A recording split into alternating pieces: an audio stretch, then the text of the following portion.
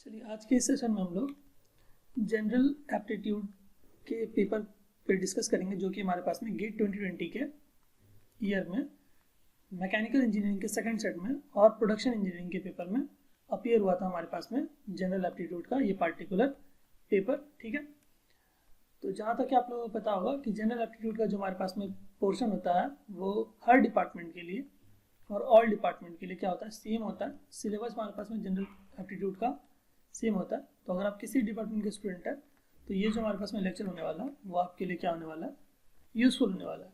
ठीक है, चलिए तो स्टार्ट करते हैं हमारे क्वेश्चन से। तो यहाँ पर मैं इंग्लिश वाला पार्ट को नहीं करने वाला हूँ। ठीक है, इंग्लिश वाले पार्ट को छोड़कर जो भी हमारे पास में क्वांट से रिलेटेड टॉपिक्स है उनको हम लोग जस्ट कवर करेंगे। दैट मीन्स हमारे पास में क्वेश्चन 1 2 3 हमारे पास में क्या होता है, 1 2 3 या फिर 1 2 4 हमारे पास में इंग्लिश ग्रामर वाला पार्ट होता है। और हमारे पास में 5 to 10 हमारे पास में जो क्वेश्चन होते हैं दैट इज 6 क्वेश्चंस वो हमारे पास में होते हैं एप्टीट्यूड से। तो हम लोग उनको सिर्फ देखेंगे। ठीक है, जो भी एस्पिरेंट्स हमारे पास में गेट 2021 के लिए प्रिपेयर कर रहे हैं और उनकी प्रिपरेशन ऑलमोस्ट ओवर हो चुकी है, तो अब टाइम है हमारे पास में प्रीवियस ईयर क्वेश्चंस को लगाने का, टेक्निकल और नॉन टेक्निकल दोनों ही। ठीक है, तो अनअकैडमी की तरफ से एक सीरीज स्टार्ट हुई है 50 days previous year questions festival for GATE 2021। ठीक है, तो यहाँ पर ये लोग मैकेनिकल के स्टूडेंट्स, इलेक्ट्रिकल के students, civil, electronics, chemical, CSIT के स्टूडेंट्स क्या कर सकते हैं, प्रीवियस ईयर क्वेश्चन का जो ये सीरीज है वो आप लोग अटेंड कर सकते हैं फ्री में, वो भी अनअकैडमी पे। ठीक है, तो अगर आपको प्रीवियस क्वेश्चन के सॉल्यूशंस या फिर उनका कोई डाउट क्लियर कराना है तो जो टॉप एजुकेटर्स हैं अनअकैडमी पे, वो भी गेट के रिगार्डिंग वो लोग आपको गाइड करेंगे इसके रिगार्डिंग, प्रीवियस क्वेश्चंस के रिगार्डिंग। अगर आपका टेक्निकल है, नॉन टेक्निकल है, तो ये सारे डिपार्टमेंट्स के स्टूडेंट्स अप्लाई ये कर सकते हैं, ज्वाइन कर सकते हैं। जनरल एप्टीट्यूड और इंजीनियरिंग मैथमेटिक्स भी आपको मिल जाएगा वहां पर। ठीक है, तो आपको क्या करना है, log on to Unacademy and attend this series for free. ये जो भी लिंक हमारे पास में है ज्वाइन करने की वो मैं आपको डिस्क्रिप्शन बॉक्स में प्रोवाइड करा दूंगा, जिससे कि आप लोग डायरेक्टली क्या कर सकते हो, इस सीरीज को ज्वाइन कर सकते हो, वो भी फ्री में। ठीक है, तो हमारे पास में आपको क्या मिलेगा, boost your preparation by solving last 3 years previous year questions in 50 days. तो इन 50 डेज में आपको लास्ट 3 years के जो भी क्वेश्चंस हमारे पास में गेट के पेपर्स में अपीयर हुए हैं, सिविल, मैकेनिकल, इलेक्ट्रिकल और केमिकल, इलेक्ट्रॉनिक्स एंड हमारे पास में इलेक्ट्रिकल के जो डिपार्टमेंट में अपीयर हुए हैं, टेक्निकल, नॉन टेक्निकल में, उनके आपको सॉल्यूशंस और आपको डाउट क्लियरेंस मिल जाएंगे टॉप एजुकेटर्स के थ्रू, वो भी अनअकैडमी पे। ठीक है, ये जो भी हमारे पास में यहाँ पर लिंक है वो मैं आपको डिस्क्रिप्शन बॉक्स में दे दूंगा, जिससे कि आप लोग इजीली ज्वाइन कर सकते हो इस फ्री सीरीज को। ठीक है, चलिए बात करते हैं हमारे पहले क्वेश्चन से। ठीक है, ये क्वेश्चन हमारे पास में सिंगल मार्क के लिए पूछा गया था। क्वेश्चन नंबर 5 हमारे पास में है ये। क्वेश्चन नंबर 1 to 4 हमारे पास में इंग्लिश ग्रामर वाला पार्ट था, इसलिए मैंने उसको नहीं लिया। ठीक है, चलिए तो देखते हैं इस क्वेश्चन को। There are 5 levels PQRST in a linear supply chain before a product reaches customer as shown in the figure। हमारे पास में फिगर में क्या दे रखा है, PQRST एंड फाइनली कस्टमर के पास वो क्या कर रहा है, प्रोडक्ट जा रहा है। ठीक है, at each of the 5 levels the price of the product is increased by 25%। That means जब प्रोडक्ट P से Q जा रहा है तो वो कितना परसेंट इंक्रीज हो रहा है, 25% उसका प्राइस इंक्रीज हो रहा है। सिमिलरली Q से जब R जा रहा है तो वो हमारे से 25% का फिर से प्राइस क्या हो रहा है, इंक्रीमेंट हो रहा है। फिर हमारे पास फर्दर फिर यहाँ पर भी 25% का इंक्रीमेंट हो रहा है प्राइस में, फिर यहाँ पर भी 25% का प्राइस इंक्रीमेंट हो रहा है। फाइनली कस्टमर के पास जाते हुए भी हमारे से 25% का प्राइस इंक्रीज हो रहा है। ठीक है, दैट मीन्स मैं यहाँ पर जो छोटा सा नोट बना रहा हूँ, सपोज करिए हमारे पास में मैंने कोई 10 रुपए में सामान खरीदा, तो उसका 25% का इंक्रीमेंट करने का क्या मतलब हमारे पास में है कि हमारे पास में हमने इसका 25% निकाला तो कितना आ गया हमारे पास में, इसका 25% निकालेंगे तो आएगा हमारे पास में 2.5। दैट मीन्स फाइनली जब हमारे पास में मैंने किसी को बेचा, सपोज करिए मैं P था और ये मैंने 25% इंक्रीमेंट करके उसे बेच दिया, तो फाइनली वो कितना बिकेगा, 10 + 2.5 that which is equal to 12.5। तो हम ऐसा ही बोल सकते हैं कि 10 × 1.25 अगर हम कर देंगे दैट मीन्स उस प्रोडक्ट के प्राइस को अगर हम 1.25 गुना बढ़ा दें तो हमारे पास में क्या हो जाएगा, जो हमारे पास में 125% वाला जो हमारे पास में उसका प्राइस है 25% इंक्रीमेंट वाला, वो हमें मिल जाएगा। ठीक है, चलिए तो हम लोग जस्ट इसी कंसेप्ट को यूज करेंगे यहाँ पर। ठीक है, चलिए मैं इसको इरेज कर देता हूँ, जस्ट मैंने समझाने के लिए बताया था ये चीज छोटा सा। ठीक है, चलिए हमसे बोला गया if the product is produced at a level P at a cost of 120 per unit rupees. ठीक है, लेवल पी पे उसका दाम कितना था हमारे पास में प्रोडक्ट का 120 रुपए पर यूनिट। ठीक है, तो हमसे पूछा गया है कि कस्टमर के पास आते आते उस प्रोडक्ट का प्राइस कितना हो जाएगा, what is the price of the what is the price paid in rupees by the customer। ठीक है, चलिए तो हमारे पास मैंने क्या बोला कि जो हमारे पास में सपोज करिए मैंने एक सामान खरीदा 120 रुपए में, हम मैंने किसी को बेचा 25% इंक्रीमेंट करके, तो हम क्या कर सकते हैं 1.25 से मल्टीप्लाई कर देंगे तो हमारे सवा गुना कर देंगे उसे, तो हमारे पास में उसका 25% इंक्रीमेंट हो जाएगा। ठीक है, तो ये हमारे पास में क्यू के पास हो गया। ठीक है, क्यू के पास जाते जाते उसका प्राइस 120 इंटू 1.25 हो जाएगा। फिर जब हम आर के पास की अगर बात करें फिर से 1.25 से मल्टीप्लाई करना पड़ेगा। ठीक है, सिमिलरली एस के पास जाते जाते फिर से हमारा से 1.25 का मल्टीप्लाई करना पड़ेगा। ठीक है, सवा गुना कर रहे हैं हम हमेशा, तो ये हमारे पास में P Q R S T. ठीक है, फाइनली जब हम कस्टमर के पास जाएंगे तब भी हमारे पास में 1.25 का हमें मल्टीप्लिकेशन करना पड़ेगा, दैट इज उस प्रोडक्ट की प्राइस को हम क्या कर रहे हैं सवा गुना बढ़ा रहे हैं फाइनली। तो ये हमारे पास में क्या हो जाएगा, फाइनल प्रोडक्ट जो हमारे पास फाइनल प्राइस होगा प्रोडक्ट का वो हमें मिल जाएगा ये कस्टमर के पास। ठीक है, तो इसको अगर आप मल्टीप्लाई करेंगे तो आपको मिलेगा 366 हमारे पास में, इसको अगर आप मल्टीप्लाई करोगे तो आपको मिलेगा 366.21। अगर आप मल्टीप्लाई करके चेक करेंगे, मैंने ऑलरेडी चेक कर लिया। ठीक है, इसलिए मैंने यहाँ डायरेक्टली लिख दिया। ऑप्शन डी हमारे पास में क्या होगा, करेक्ट आंसर होगा। अगर आप इसको मल्टीप्लाई करेंगे तो आपको 366.21 मिलेगा रुपीज, जो कि हमारे पास में प्रोडक्ट का प्राइस होगा एट द लेवल कस्टमर। ठीक है, कस्टमर के पास जाते जाते उसका प्राइस हमारे पास में क्या हो जाएगा, हमारे पास में 366.21 हो जाएगा कस्टमर के पास जाते जाते। ठीक है, दैट मीन्स सबसे पहले मैं इसको जस्ट एक्सप्लेन कर दे रहा हूँ। पहले हमारे पास में प्राइस था 120, उसको जब हमने 1.25 से मल्टीप्लाई किया दैट इज सवा गुना उसे हम बढ़ा दिया, तो वो हमारे पास में वो प्राइस क्या हो जाएगा, क्यू का प्राइस हो जाएगा। ठीक है, फर्दर अब हमारे पास में प्राइस क्या हो गया, अब हमारे पास में प्रोडक्ट का प्राइस हो गया ये वाला जो मैंने अभी सर्कल किया, मैं इसको रेड कर दे रहा हूँ। ठीक है, तो अब हमारे पास में जो आर के लिए प्राइस क्या हो जाएगा प्रोडक्ट का, पहले तो हमारे पास में ये हो जाएगा, इसको अगर हम 1.25 से मल्टीप्लाई कर देंगे तो हमारे पास में एट द लेवल आर हमारे पास में प्रोडक्ट का प्राइस मिल जाएगा हमें। ठीक है, फिर उसके बाद हमारे पास में ये वाला जो हमारे पास है पोर्शन होगा, ये क्या काम करेगा, price of the product for S, और उसको 1.25 से मल्टीप्लाई कर दिया हमने तो हमें प्राइस मिल गया एट द लेवल एस। ठीक है, फर्दर हमारे पास में इसी तरह से बढ़ता जाएगा। ठीक है, आई होप क्वेश्चन क्लियर हुआ होगा। ठीक है, चलिए बात करते हैं हमारे नेक्स्ट क्वेश्चन पे। ये क्वेश्चन हमारे पास में 2 मार्क के लिए पूछा गया था, पैराग्राफ बेस्ड क्वेश्चन हमारे पास में क्वेश्चन नंबर 6।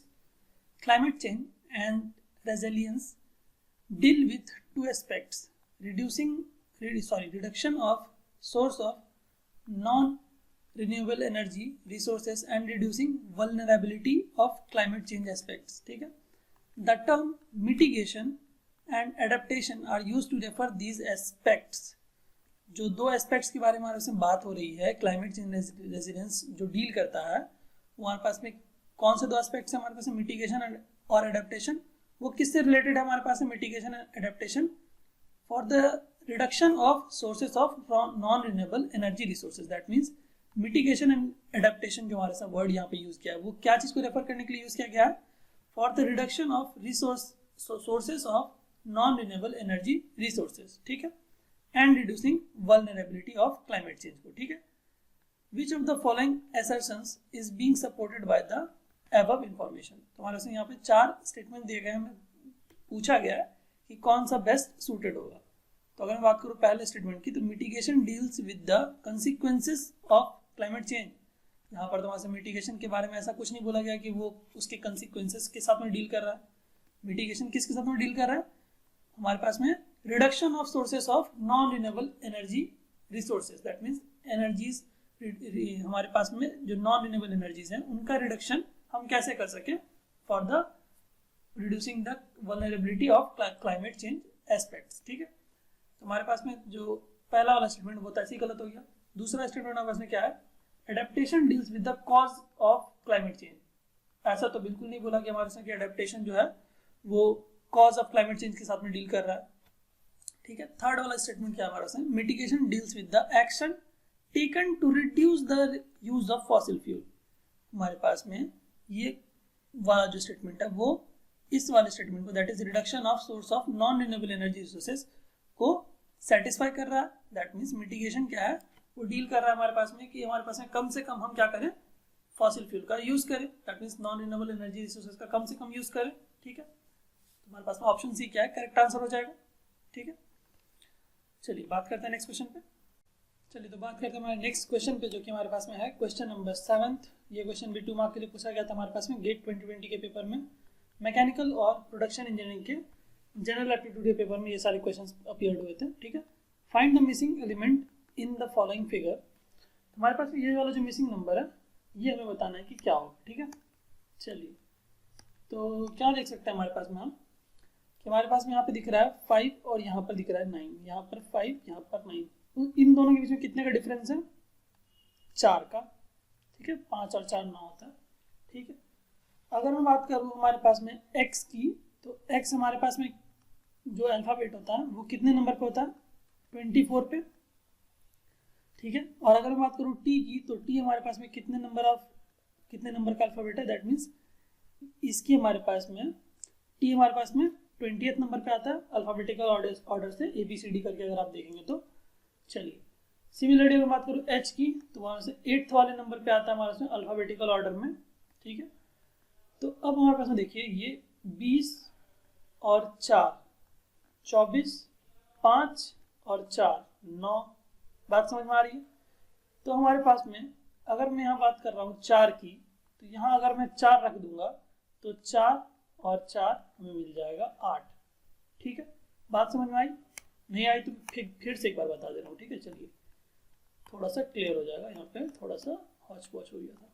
चलिए देखिए हमारे पास में मैंने क्या बोला था अभी जस्ट कि हमारे पास में यहाँ पर क्या है, ये 20 है, ये हमारे पास में 24 है। x हमारे पास में 24th नंबर पे होता है अल्फाबेटिकल ऑर्डर में, और t हमारे पास में 20th नंबर पे होता है अल्फाबेटिकल ऑर्डर से, और h हमारे पास में 8th नंबर पे होता है अल्फाबेटिकल ऑर्डर में। और हमारे पास में यहाँ पर पूछा गया था ये वाला कि यहाँ पर से क्या होगा। ठीक है, तो हमने क्या किया, ये देखिए 5 + 4 which is equal to 9। n की वैल्यू को हमने सपोज कर लिया कि n की वैल्यू हमारे पास में 4 के बराबर है। ठीक है, 20 + 4 which is equal to 24। Similarly हमारे पास में यहाँ पर ऑलरेडी मैंने मान लिया है 4, तो हमारे से अगर मैं यहाँ पे 4 रखता हूँ तो 4 + 4 8, दैट मीन्स n की वैल्यू 4 होगी ही होगी। और हमारे पास में ये वाला जो क्वेश्चन मार्क था वो हमारे पास में हो जाएगा d, दैट इज d हमारे पास में क्या हो जाएगा, d हमारे पास में कितने नंबर ऑफ अल्फाबेट पे रहता है, अल्फाबेटिकल ऑर्डर से हमारे पास में d का रैंकिंग कितना है, 4। अगर आप ABCD में देखेंगे तो अल्फाबेटिकल ऑर्डर से तो हमारे साथ d कितने नंबर पे आता है, 4th नंबर पे। तो हमारे पास में यहाँ पर हो गया d का 4 की जगह पे हमने लिख दिया d। ठीक है, आई होप ये क्वेश्चन क्लियर हुआ होगा। ऑप्शन ए हमारे पास करेक्ट आंसर होगा। ठीक है, चलिए बात करते हैं हमारे नेक्स्ट क्वेश्चन पे। चलिए बात करते हैं हमारे नेक्स्ट क्वेश्चन पे। ये क्वेश्चन हमारे पास में 2 मार्क के लिए पूछा गया था क्वेश्चन नंबर 8। ठीक है, क्वेश्चन हमारे पास में है, it was estimated that 52 men and can complete a trip in a newly constructed highway connecting cities P and Q in 10 days। That means हमारे पास में 52 men मिलकर किसी एक हाईवे को 10 डेज में कंप्लीट करके बना देते हैं। ठीक है, due to an emergency 12 men were sent to another project। हमारे पास में इमरजेंसी के कारण 12 लोगों को किसी और प्रोजेक्ट पे भेज दिया गया। तो हमसे पूछा गया है हमारे पास में how many number of days more than the original estimate. That means हमारे पास में अब हमारे पास 40 लोग हैं, तो हमारे पास में कितना डेज में काम कंप्लीट होगा। ठीक है, ये हमें पहले निकालना पड़ेगा, और इस दोनों का डिफरेंस निकालना पड़ेगा, that means original more than the original estimate. Original estimate हमारे पास 10 डेज था, तो इसकी वैल्यू हमारे से जितनी भी आएगी उसको हमें सब्ट्रैक्ट करना पड़ेगा इससे, ठीक है। तो सबसे पहले हमारे पास में ये देखिए, मैं वर्क तो हमारे पास में दोनों में कॉमन है, दैट मीन्स ये इस केस में जो हमारे से वर्क होगा वही हमारे पास में इस केस में भी वर्क होगा, दैट मीन्स वर्क हमारे पास में दोनों ही केस में क्या है, कॉमन है, ठीक है। तो 52 मैन मिलकर किसी काम को हमारे पास में 10 डेज में कंप्लीट कर रहे थे। सेम वर्क हमारे पास में 40 मैन मिलकर किसी उसी काम को कितने दिन में कंप्लीट करेंगे, मैं मान लेता हूँ x, ठीक। तो 52 into 10 is equal to 40 into x, कटेगा हमारे पास में ये आ जाएगा x इक्वल टू हमारे पास में 13 डेज। दैट मीन्स जो हमारे पास में 40 लोग मिलकर उसी काम को 13 दिनों में कंप्लीट कर देंगे, ठीक है। हमें बोला गया है how many number of days more than the original estimate. तो हमारे पास में पहले 10 दिन में काम कंप्लीट हुआ था, अगर 52 लोग मिलकर कर रहे थे। अब हमारे पास में काम क्या है, 13 डेज में कंप्लीट हुआ है, that means 13 minus 10, that means 3 दिन क्या हो रहा है, ज़्यादा लग रहा है, ठीक है, as compare to the original estimate. हमारे पास में आंसर क्या हो जाएगा, 3 डेज, ठीक है। चलिए, आई होप ये क्वेश्चन क्लियर हुआ होगा। चलिए बात करते हैं हमारे नेक्स्ट क्वेश्चन पे। ये क्वेश्चन हमारे पास में क्वेश्चन नंबर 9 है। क्वेश्चन 2 मार्क के लिए पूछा गया था गेट 2020 के पेपर में, ठीक है। An engineer measures 3 quantities XYZ in an experiment. She finds that they follow a relationship that is represented in the figure below. The product of X and Y linearly varies with Z. हमारे पास में यहाँ पर X into Y है और हमारे पास में यहाँ पर Z है, ठीक है।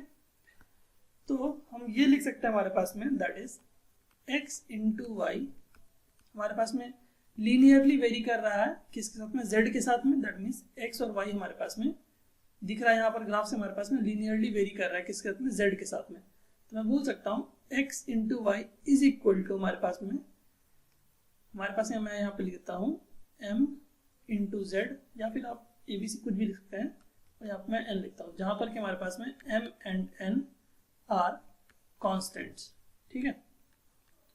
मैंने बोल दिया कि हमारे पास में x इंटू वाई जो हमारे पास में प्रोडक्ट है वो लीनियरली वेरी कर रहा है किसके साथ में, z के साथ में। तो मैं उसको इस फॉर्मेट में लिख सकता हूँ, तो x into y is equals to m into z plus n where m and n are constants, ठीक है।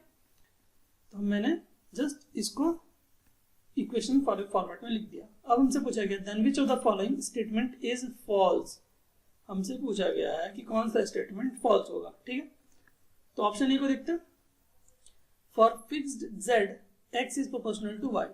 अगर हम बात करें हमारे पास में, अगर हम z को फिक्स करते हैं, अगर हम z को फिक्स कर देंगे, देखिए अगर मैं यहाँ z को फिक्स कर देता हूँ, अगर हमारे पास ये वाला क्वांटिटी को दैट मीन्स z को अगर मैं जो वहाँ से राइट हैंड साइड का क्वांटिटी है, अगर मैं इसको कर देता हूँ फिक्स, ठीक है, तो हमारे पास में x और y के बीच में क्या रिलेशनशिप होगा, x will be inversely proportional to y होगा हमारे पास में, ठीक है। दैट मीन्स हमारे पास में for fixed z x is proportional to y बोला गया, दैट मीन्स स्टेटमेंट क्या हमारे पास में फॉल्स है। हमें क्या चाहिए था, हमें which of the following statement is false. तो हमारे पास में ये स्टेटमेंट फॉल्स है, तो हमारे पास में करेक्ट आंसर हो जाएगा। अब अगर मैं बात करूँ बाकी सारे ऑप्शंस को चेक कर लेते हैं। फॉर फिक्स्ड y, अगर मैं y को फिक्स करता हूँ, ठीक है, इसको इरेज कर देता हूँ पहले, ठीक है। अब अगर मैं बात करूँ, अगर मैं y को फिक्स करता हूँ, देखिए अगर मैं y को फिक्स कर देता हूँ, अगर इस पार्ट को मैंने क्या कर दिया, फिक्स कर दिया, ठीक है, तो हमारे पास में x और z के बीच में क्या रिलेशनशिप होगा, x will be directly proportional to z। तो for fixed y x is proportional to z, that means ये ट्रू ऑप्शन है, दैट मीन्स करेक्ट ऑप्शन है। लेकिन हमें क्या चाहिए था, हमें चाहिए था which of the following option is false, ठीक है। तो हमारे पास में ये तो आंसर नहीं हो सकता क्योंकि ये हमारे पास में करेक्ट स्टेटमेंट है, हमें चाहिए false statement. For fixed x z is proportional to y। अब हम क्या करते हैं, थर्ड वाला ऑप्शन चेक कर रहे हैं। फॉर हमारे पास में क्या बोला गया है, फॉर फिक्स्ड x, अगर हम x को फिक्स कर देते हैं, अगर ये वाले पोर्शन को हम क्या कर दिए, फिक्स कर दिए, तो हमारे पास में y और z क्या होगा, आपस में डायरेक्टली प्रोपोर्शनल होगा। तो हमारे पास यही बोला गया है for fixed x z is proportional to y, that is y is proportional to z या फिर z is proportional to y, एक ही बात है, दैट इज ट्रू स्टेटमेंट है। लेकिन हमें क्या चाहिए था, फॉल्स स्टेटमेंट चाहिए था, ठीक है।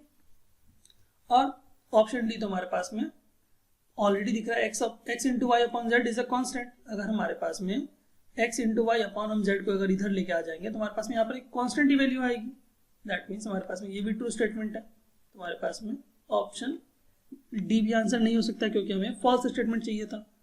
तो हमारे पास में ऑप्शन ए जो है वो करेक्ट स्टेटमेंट होगा।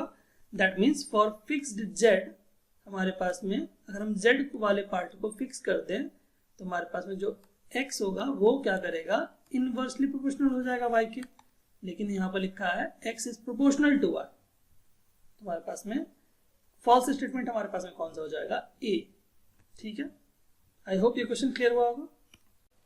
चलिए बात करते हैं हमारे नेक्स्ट क्वेश्चन पे, जो कि हमारे पास में लास्ट क्वेश्चन है, क्वेश्चन नंबर 10। 2 मार्क के लिए पूछा गया था question. 2 pie chart given below shown the data of the total students and only registered candidates in different streams in a university, ठीक है। If the total number of students registered in the university is 5000, हमारे पास में total number of registered students कितने हैं हमारे पास में, registered students is equal to 5000, ठीक है।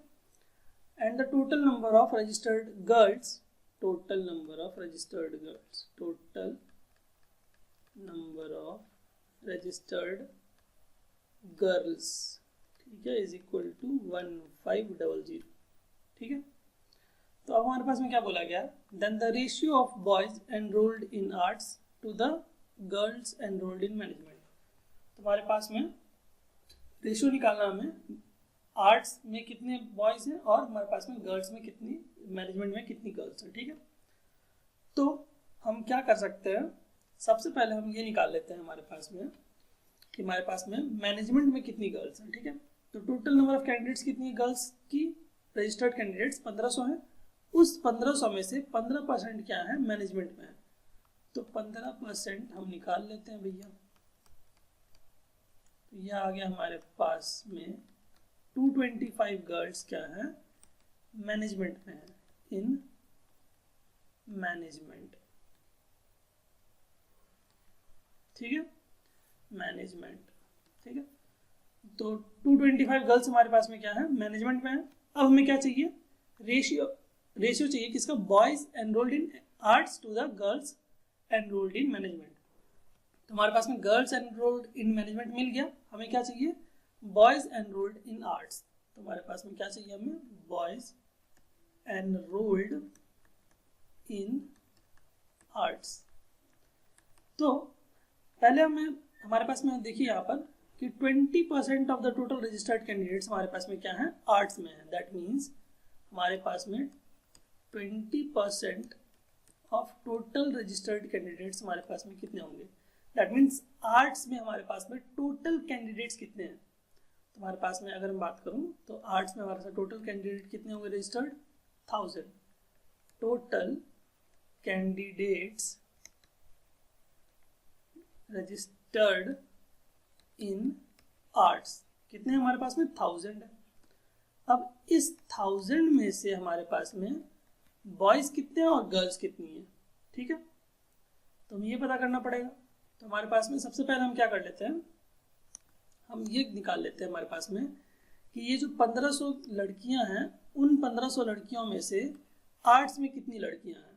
तो हमारे पास में उन 1500 लड़कियों में से, मैं इसको इरेज करता हूँ यहाँ पहले, ठीक है।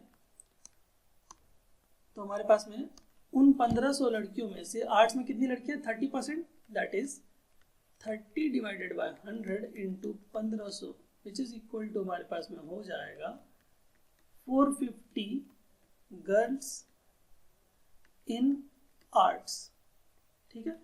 तो हमारे पास में अगर आर्ट्स में 1000 लोग हैं, ठीक है, आर्ट्स में 1000 लोग हैं और उन 1000 में से 450 लड़कियां हैं, तो बाकी के 550 क्या होंगे, बॉयज होंगे। बिल्कुल सही। तो हमें क्या चाहिए था, हमें चाहिए था ratio of boys in arts. तो आर्ट्स में कितने बॉयज हैं, 550, इन टू द रेशियो क्या चाहिए था, ratio of boys enrolled in arts to the girls enrolled in management. तो गर्ल्स एनरोल्ड इन मैनेजमेंट कितनी है, 225। ठीक है, तो हमारे पास में कितना आ गया, 225 यहाँ पर है और यहाँ पर हो गया 550। तो इसका रेशियो हम लोग निकाल लेते हैं। तो हमारे पास में ये कट के आ जाएगा 5 एकम 5, 5 एकम 5, 5 चौके 20, 5 25, ठीक है, इज इक्वल टू यहाँ पर हो जाएगा हमारे पास में 22/5। ठीक है, तो हमारे पास में क्या हो जाएगा, सॉरी 22/9 होगा, तो सॉरी 9 5 45, तो 5 से कर रहे थे ना, 5 दूनी 10, 5 दूनी 10 और यहाँ से 9 5 45। तो हमारे पास में 22:9 हमारे पास में क्या होगा, करेक्ट आंसर हो जाएगा। ठीक है, तो ऑप्शन डी हमारे पास में क्या होगा, 22:9 हमारे पास में करेक्ट आंसर होगा। That is the ratio of boys in arts to the ratio of girls in management will be equal to 22/9। ठीक है, आई होप ये जो सेशन था वो आपको क्लियरली समझ में आया होगा। अगर आपको कोई भी डाउट होता है तो आप क्या कर सकते हैं, हमारे कमेंट बॉक्स में हमें कमेंट करके बता सकते हैं। मैं कोशिश करूँगा कि आपके डाउट को सॉल्व कर पाऊँ जल्दी से जल्दी। ठीक है, thank you so much, thank you.